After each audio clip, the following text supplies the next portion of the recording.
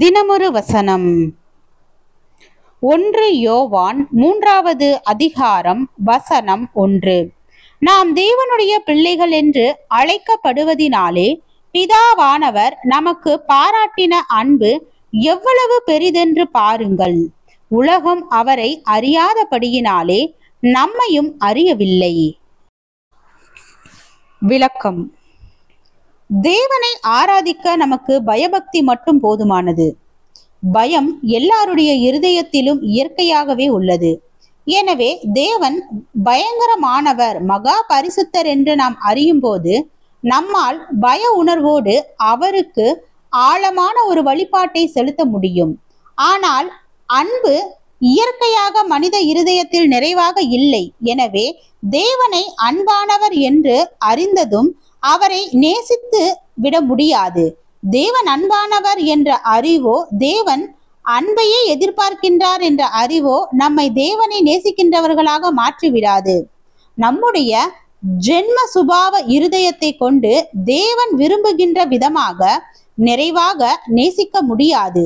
எனவேதான் தேவன் நம்மிடம் இருந்து அன்பை எதிர்பார்க்கும் முன்பு அவர் தம்முடைய அன்பை நாம் அனுபவிக்கும்படி அழைக்கின்றார்.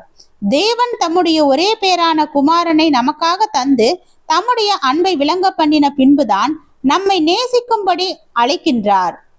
எனவே அவர் நமக்காக தம்முடைய ஜீவனை தந்ததினாலே அன்பு இன்னதென்று அறிந்திருக்கிறோம் என்று அப்போஸ்தலனாகிய யோவான் எழுதினான். இயேசு நம்முடைய பாவங்களுக்காக மரித்ததினாலே அன்பை தேவன் விளங்க பண்ணினார் என்று அப்போஸ்தலனாகிய பவுல் எழுதினான். அது மட்டுமல்லாமல் ஆண்டவராகிய இயேசுவை நாம் இரட்சகராக ஏற்றுக்கொள்வதன் வாயிலாக பரிசுத்த ஆவியை பெற்றிட தேவன் கிருபை செய்துள்ளார். அந்த பரிசுத்த ஆவியின் மூலமாக தேவன் தம்முடைய அன்பை நமக்குள் பொழிகிறார் என்று வேதம் சொல்கிறது. ஆம், இவ்விதமாக தேவ அன்பை நாம் நமக்குள் அனுபவித்து அறிந்து கொள்ள தேவன் வகை செய்துள்ளார். அதன் பின்னரே தம்மை நேசிக்கும்படி நம்மை அவர் அழைக்கின்றார். இங்கே நாம் அறிந்து கொள்ள வேண்டியது என்னவென்றால், ஆவிக்குரிய வாழ்க்கை என்பது பக்தி சார்ந்த சில செயல்களை உள்ளடக்கியது அல்ல, அது அன்பை உள்ளடக்கியது. நாம் ஜெபித்தாலும், வேதம் வாசித்தாலும், உபவாசித்தாலும், ஆராதித்தாலும், காணிக்கை செலுத்தினாலும், ஊழியம் செய்தாலும், பக்தி ஒழுங்குகளை கடைபிடித்தாலும் அவைகள் நம்முடைய தேவ பய உணர்வை அல்ல. முதலாவது அவைகள் நம்முடைய அன்பை வெளிப்படுத்துகின்றவைகளாக இருக்க வேண்டும்.